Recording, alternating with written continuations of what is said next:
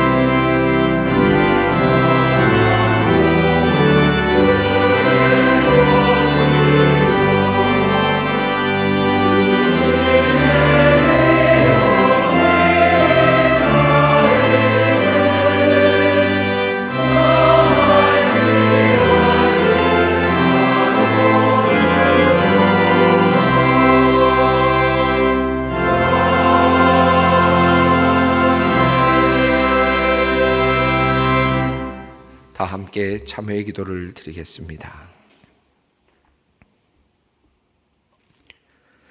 사랑의 하나님, 날아가는 바람과 같은 인생을 살아가는 우리들이 영원하신 주님 앞에 나와 무릎을 꿇습니다.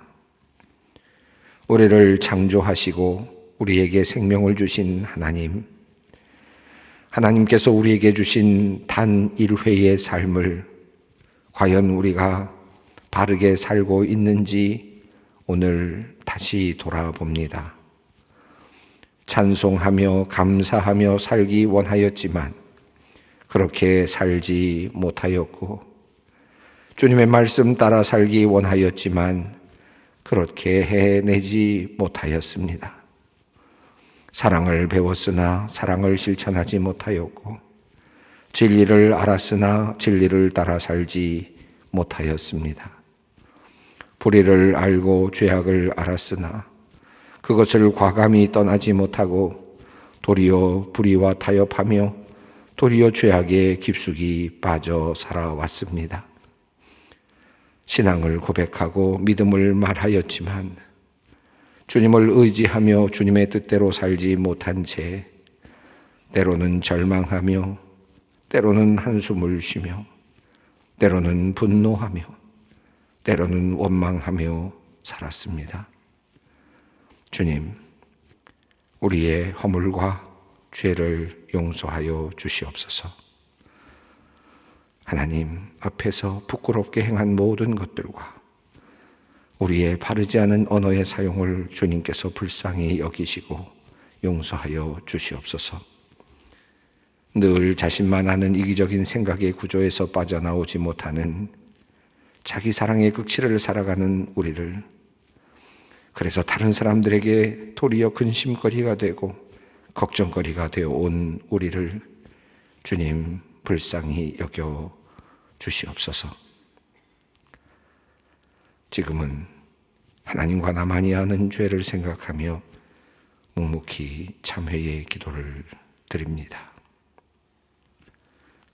여호와는 긍휼이 많으시고 은혜로우시며 노하기를 더디하시고 인자하심이 풍부하시도다. 아버지가 자식을 긍휼히 여김같이 여호와께서는 자기를 경외하는 자를 긍휼히 여기시나니 이는 그가 우리의 체질을 아시며 우리가 단지 먼지뿐임을 기억하심이로다. 그러므로 주 예수 그리스도 안에 있는 자에게 결코 정죄함이 없느니라. 아멘.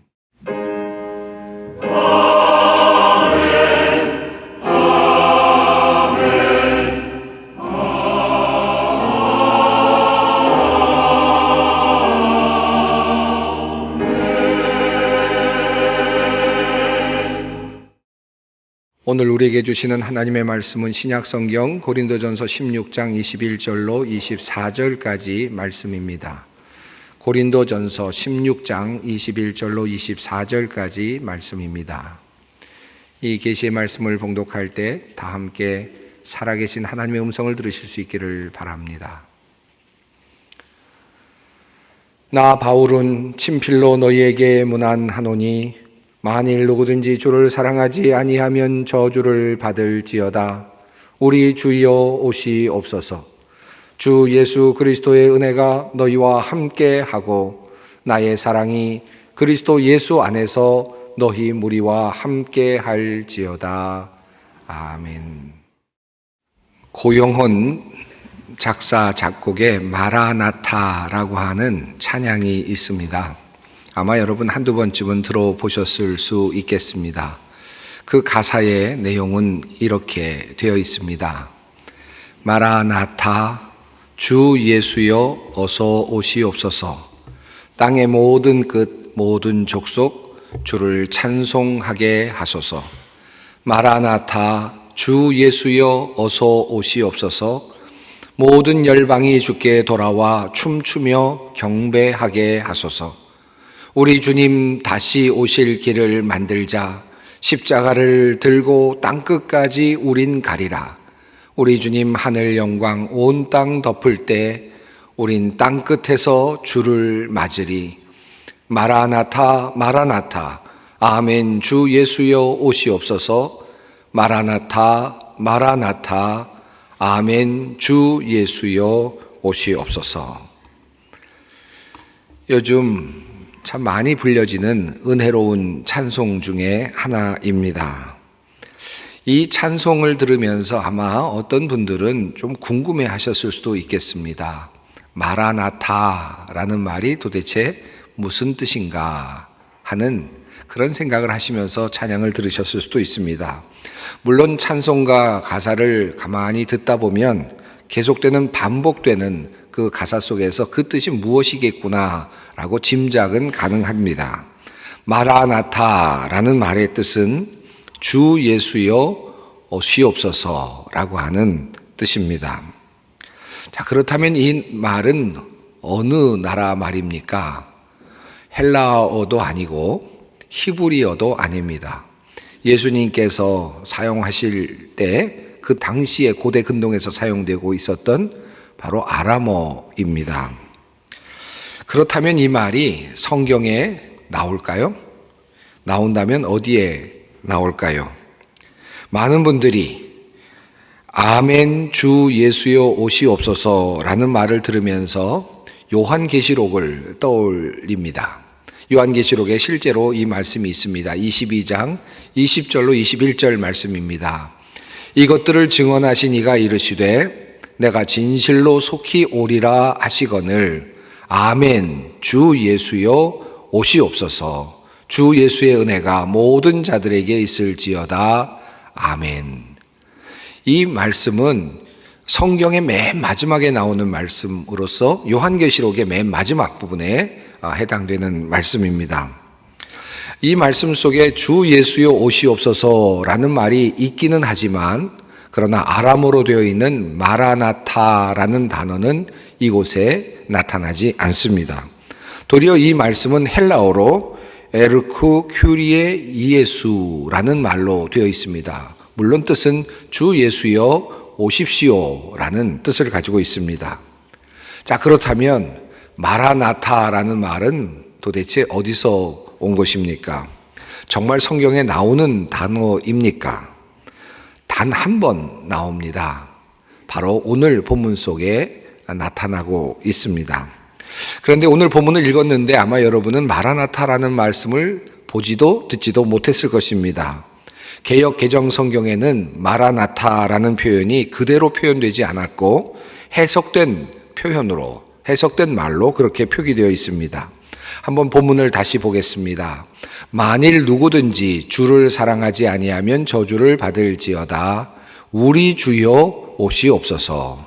여기 우리 주여 오시옵소서라고 하는 말 앞에 각주가 달려 있는데요. 그 내용을 보면 이렇게 되어 있습니다. 또는 우리 주께서 임하셨도다. 아람어 마라나타 이렇게 되어 있습니다.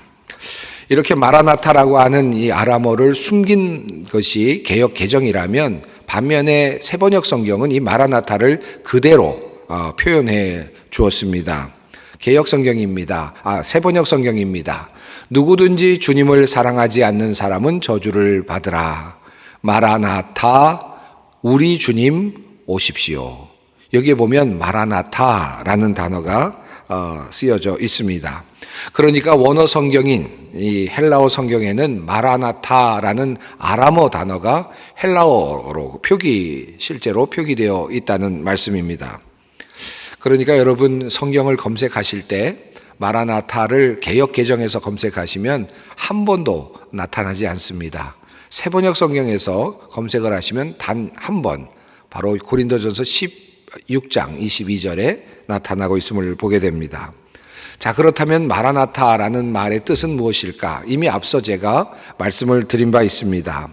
성경학자들의 연구에 의하면 이 아람어 마라나타는 아람어로 주님이란 뜻의 마르라는 말과 오다라는 뜻의 아타라고 하는 단어가 둘이 함께 연결되면서 만들어진 그런 단어라고 합니다. 이것은 두 가지 방식으로 읽을 수 있다고 합니다. 첫째는 마라나타입니다.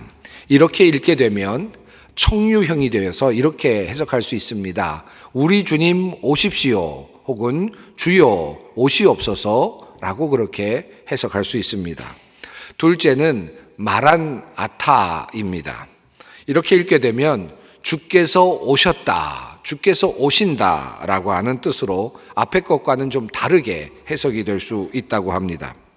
그래서 세번역 성경은 마라나타 우리 주님 오십시오 라고 그렇게 번역한 후에 옆에 각주를 달고 이렇게 설명을 했습니다.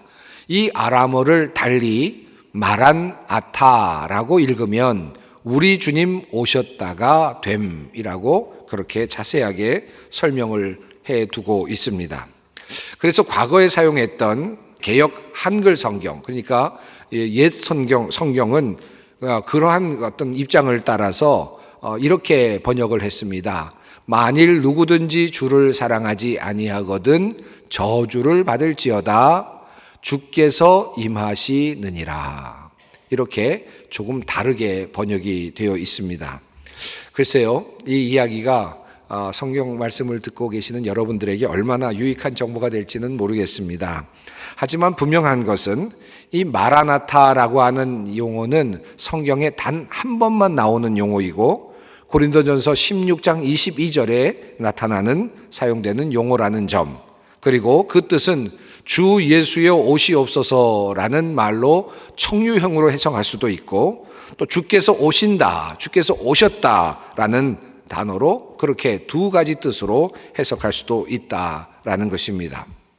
신학자 칼 바르트는 그의 교회 교휘학에서 다음과 같은 이야기를 했습니다. 교회 공동체가 가지고 있는 시간은 예수 그리스도께서 오신 그 첫 번째 오심, 그러니까 주께서 오셨다라는 이 환호와 동시에 두 번째 오심, 주여 오시옵소서라고 하는 이 환호 사이에 있는 시간이다 라고 그렇게 이야기를 했습니다. 공동체, 교회 공동체는 예수 그리스도의 첫 번째 오심과 그리고 마지막의 오심 사이에 존재한다. 교회는 바로 그곳에 위치해 있다라는 말입니다. 우리 교회는 주님께서 다시 오시는 그날까지 함께 모입니다. 그래서 초대교회 예배 순서 중에 마라나타라는 용어가 외쳐지곤 하였습니다. 주 100년경에 시리아에서 기록된 것으로 보이는 12사도들의 가르침 혹은 디다케라고 알려진 문헌이 있습니다. 제가 화요주찬 시간에 몇 번 인용한 그런 책이죠. 그 초대 문헌 속에는 마라나타라고 하는 용어가 한번 등장합니다. 그런데 그 내용은 이렇게 되어 있습니다. 은총이 오고 이 세상은 물러가라. 다윗의 하나님 호산나. 어느 누가 거룩하면 오고 거룩하지 못하면 회개하라. 마라나타. 아멘. 이 부분은 이 디다케 문서 안에서는 성찬 성례전에 해당되는 그러한 본문입니다. 초대교회 신자들이 성찬 예식을 거행하면서 장차 올 하나님의 나라에서 받게 될 그 종말적 식탁을 예견하면서 마라나타 주 예수여 오십시오 라는 표현을 사용하고 있는 것입니다. 다시 말하면 주님께서 오시는 그날 우리는 하나님의 그 식탁에서 온전한 식사를 마주 받게 될 것입니다 라고 하는 그 기대를 담고 마라나타 주 예수여 오십시오 라는 말을 성찬 성례전 가운데 하곤 하였다라는 말씀입니다. 이렇듯 초대교회 교인들은 주님의 오심을 기다리면서 살았습니다. 온갖 시련과 박해 속에서도 그들이 믿음을 포기하지 않을 수 있었던 이유는 종말적 신앙이 그들에게 있었기 때문입니다. 그들은 주님과 더불어 시작될 새로운 하늘과 새로운 땅을 늘 꿈꿨습니다. 예배 때마다 꿈꿨습니다. 그 나라가 속히 오기를 예배 때마다 간절히 바랬습니다. 그리고 그렇게 기원을 했습니다. 이 단어가 바로 예배 안에 들어있는 마라나타입니다. 아람어입니다. 오늘은 대림절 두 번째 주일입니다. 주님의 오심을 기억하면서 또한 다시 오실 주님을 기대하는 그러한 절기입니다. 그런 면에서 대림절은 주님의 오심을 기다리고 있는 교회가 어떤 모습으로 살아야 하는지를 고민하게 하는, 즉 교회의 정체성을 생각하게 하는 그러한 절기이기도 합니다.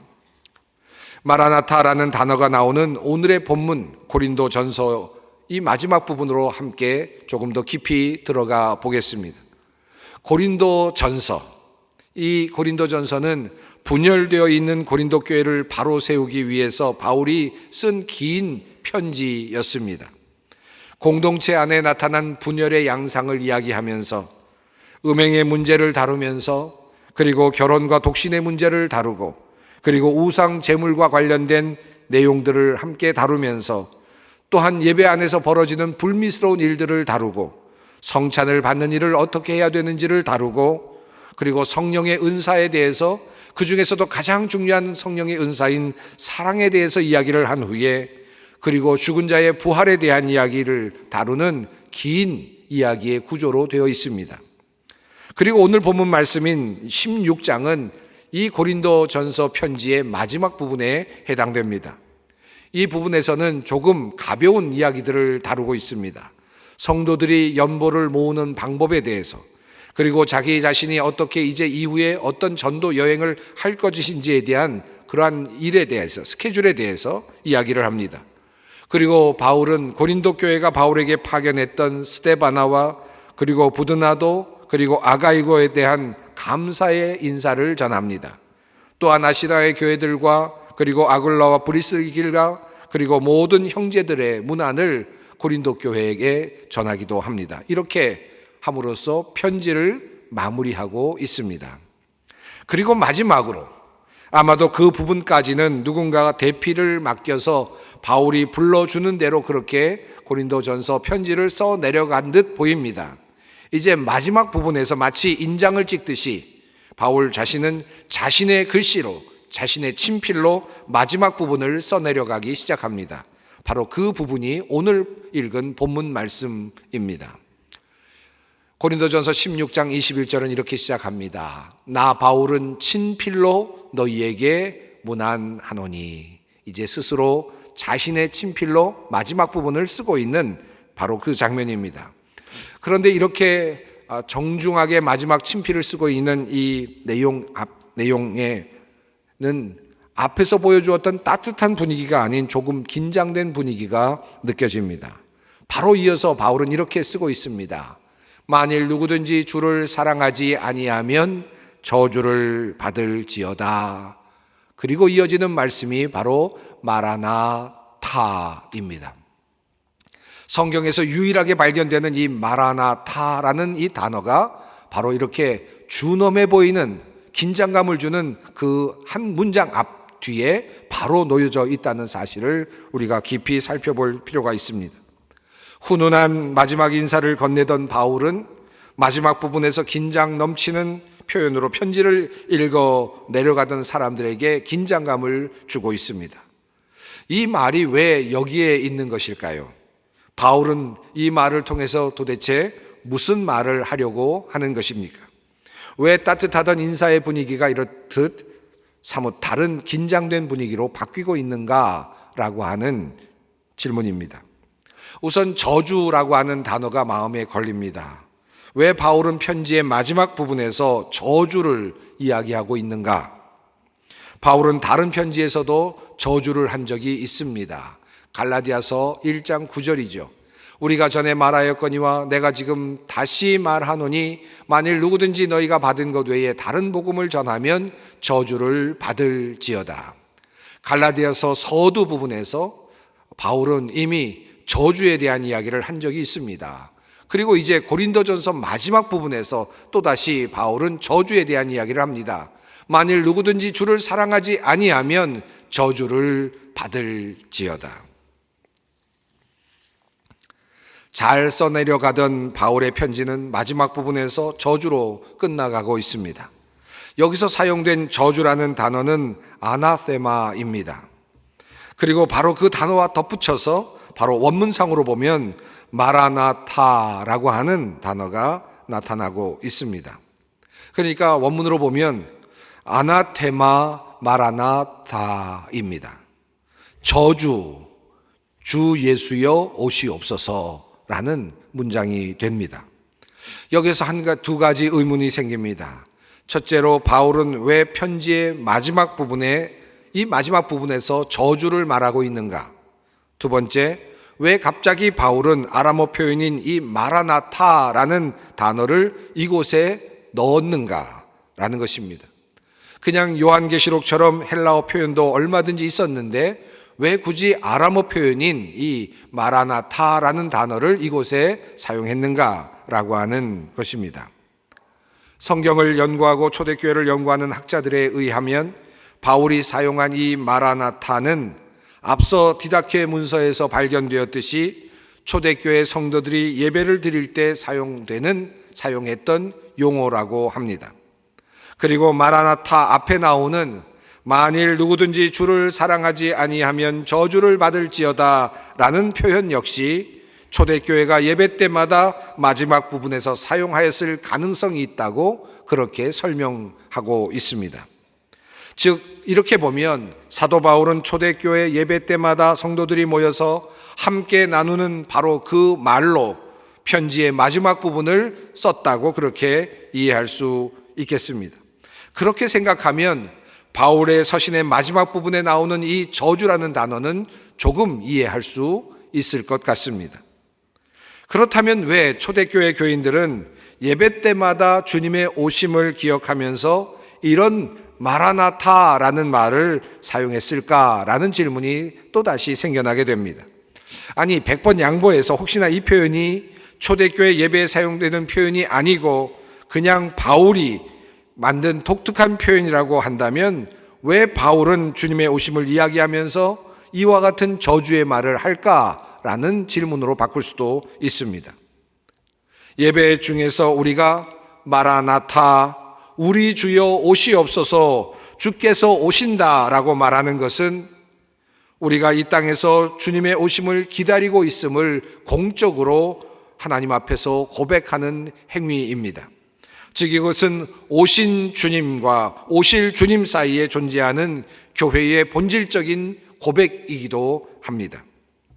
주님의 재림을 기다리는 사람들에게 가장 중요한 준비가 도대체 무엇이겠습니까? 주님의 재림은, 주님의 오심은 한편으로는 구원이며 한편으로는 심판입니다. 주님의 재림은 어떤 이에게는 화이고 슬픈 소식이고 어떤 이에게는 복이며 그리고 기쁜 소식입니다.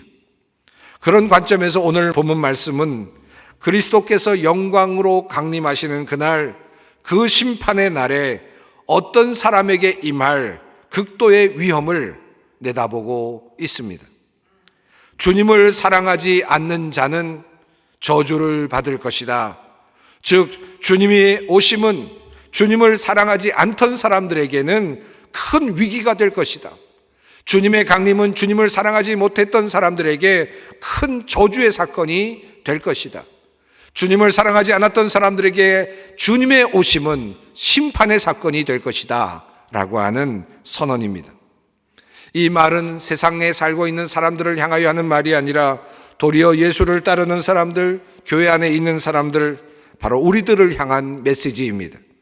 즉 서신을 읽고 있는 사람들을 향한 메시지입니다. 하나님께서는 바울을 통하여 오늘 본문에서 우리가 종말을 예비하는, 준비하는 가장 중요한 방법을 한 가지 알려주고 계십니다. 어떻게 이 종말을 준비해야 하는가? 어떻게 주님의 오심을 준비해야 하는가라고 하는 이 질문에 대한 하나님의 답변은, 바울을 통한 하나님의 답변은 바로 사랑입니다. 이 지점에서 우리는 고린도전서의 주옥과 같은 가장 클라이막스에 해당되는 고린도전서 13장의 말씀을 상기할 필요가 있습니다. 내가 사람의 방언과 천사의 말을 할지라도 사랑이 없으면 소리나는 구리와 울리는 꽹과리가 되고, 내가 예언하는 능력이 있어 모든 비밀과 모든 지식을 알고 또한 산을 옮길 만한 모든 믿음이 있을지라도 사랑이 없으면 내가 아무것도 아니요, 내가 내게 있는 모든 것으로 구제하고 또 내 몸을 불사르게 내줄지라도 사랑이 없으면 내게 아무 유익이 없느니라. 바울을 통하여 주시는 하나님의 말씀은 이렇게 해석할 수 있습니다. 예수께서 오신다. 그때 너는 정말 내가 주님을 사랑했는지 검증받게 될 것이다. 방언을 했느냐가 아니라, 천사의 말을 아느냐가 아니라, 모든 사람의 비밀과 지식을 알고 있느냐라가 아니라, 산을 옮길 만한 믿음이 있느냐가 아니라, 대단한 구제를 했느냐가 아니라, 주님 앞에서 너는 내가 주님을 정말로 사랑했느냐라는 질문을 받게 될 것이다. 주님께서 오신다. 오 주여 오시옵소서, 마라나타. 바로 이 말씀입니다. 여러분, 만약에 우리가 시한부 인생을 살고 있다고 생각해 보십시다. 이제 6개월 정도 우리의 삶이 남아있다라고 생각을 해 보십시다. 여러분은 무엇을 하시겠습니까? 빌렸던 것 갚고 또 받아야 될 것 받고 부채를 청산하는 일을 하시겠습니까? 재산을 잘 분배하는 일을 하시겠습니까? 내가 죽은 다음에 가족들이 잘 살 수 있도록 대책을 마련하는 일을 하시겠습니까? 물론 이런 일들도 중요하고 필요한 일이겠죠. 하지만 이 일은 내가 죽은 후에도, 내가 사라진 후에도 얼마든지 남아있는 사람들이 충분히 해결할 수 있는 일들입니다. 내가 이 땅에 살아있는 동안 아주 작은 시간, 그저 긴박한 시간, 얼마 남지 않은 시간 속에서 내가 할 수 있는 가장 중요한 일은, 가장 필요한 일은 바로 사랑하는 일입니다. 사랑입니다. 우리에게 남겨진 시간을 채우는 가장 지혜로운 방법은 사랑하는 것입니다. 우리 주님 역시 그렇게 사셨습니다. 시간을 그렇게 쓰셨습니다. 요한복음 13장 1절 말씀입니다. 유월절 전에 예수께서 자기가 세상을 떠나 아버지께로 돌아가실 때가 이른 줄 아시고 세상에 있는 자기 사람들을 사랑하시되 끝까지 사랑하시느니라. 주님께서 얼마 남지 않은 마지막 인생을 보내실 때, 시간을 보내실 때 얼마 남지 않았다는 사실을 인지하시고는 사람들을 사랑하시되 끝까지 사랑하셨다라고 그렇게 성경은 우리에게 알려줍니다. 그리고 로마서의 말씀은 주님의 그 끝까지 사랑하신 사랑의 의미를 이렇게 다시 표현해 줍니다. 우리가 아직 죄인 되었을 때에 그리스도께서 우리를 위하여 죽으심으로 하나님께서 우리에 대한 자기의 사랑을 확증하셨느니라. 우리 주님께서 마지막 시간 끝까지 보여주신 것은 바로 사랑이었습니다. 우리가 주님을 기다리는 것도 그렇습니다. 우리가 주님을 오심을 기다리는 우리가 진실로 해야 될 일이 무엇입니까? 시한부의 삶을 살고 있는 우리가 해야 할 일이 바로 사랑하는 일입니다. 주님을 사랑하는 일, 그리고 이웃을 사랑하는 일입니다. 부활하신 주님께서 디베랴 바닷가에서 베드로를 향하여 3번이나 물으셨던 질문, 내가 나를 사랑하느냐? 이 질문은 주님의 오심을 기다리고 있는 이 대림절에 우리에게 주시는 준엄한 질문일 수도 있습니다. 내가 나를 사랑하느냐 물으시고 베드로에게 내 양을 치라, 내 양을 먹이라 말씀하시고 하늘로 올라가신 주님, 그리고 베드로처럼 남겨진 성도들은 이제 주님의 오심을 기대하며 이렇게 외칩니다. 주 예수여 오시옵소서. 주님께서 오신다. 마라나타. 만일 누구든지 주를 사랑하지 아니하면 저주를 받을지어다. 이 말의 뜻은 이렇습니다. 주 예수여 오시옵소서. 우리는 주님을 기다립니다. 우리는 결코 주님을 사랑하는 일에 실패하지 않겠습니다. 만일 우리가 주님을 사랑하지 않으면 주님께서 오실 때 우리에게 저주를 내리셔도 좋습니다.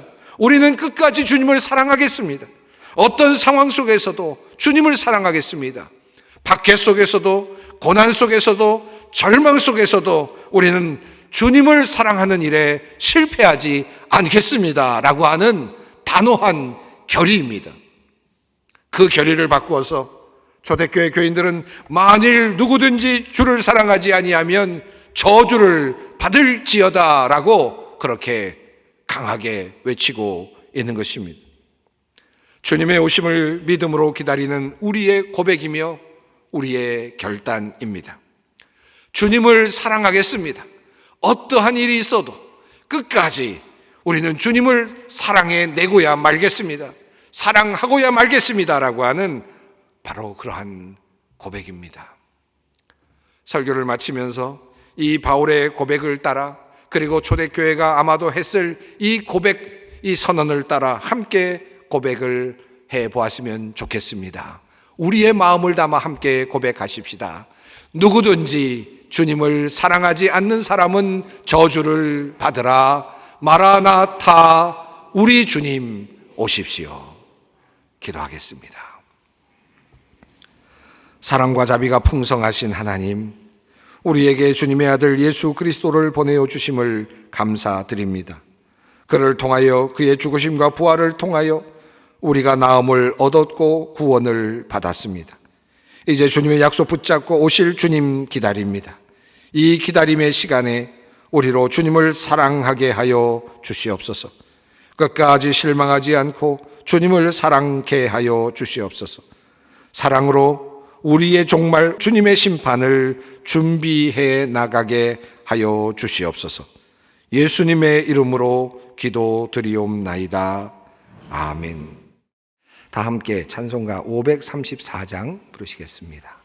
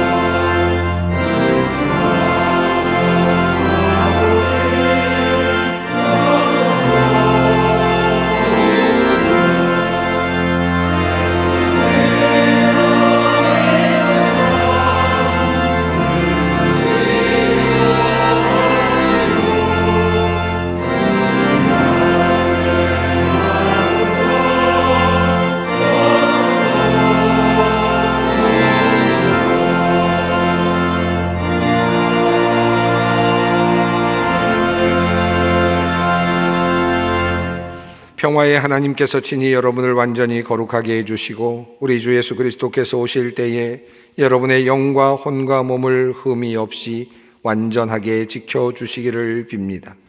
여러분을 부르시는 분은 신실하시니 이 일을 또한 이루실 것입니다. 우리 주 예수 그리스도의 은혜와 하나님의 사랑하심과 성령님의 교통하심이 주님께서 오신다, 주님의 오심을 기다리는 모든 이들에게, 그리고 끝까지 주님을 사랑하기를 결단하는 주님의 모든 백성들 위에, 소망의 성도들 위에, 이 나라와 민족과 역사 위에 항상 함께 하시길 간절히 축원하옵나이다. 아멘.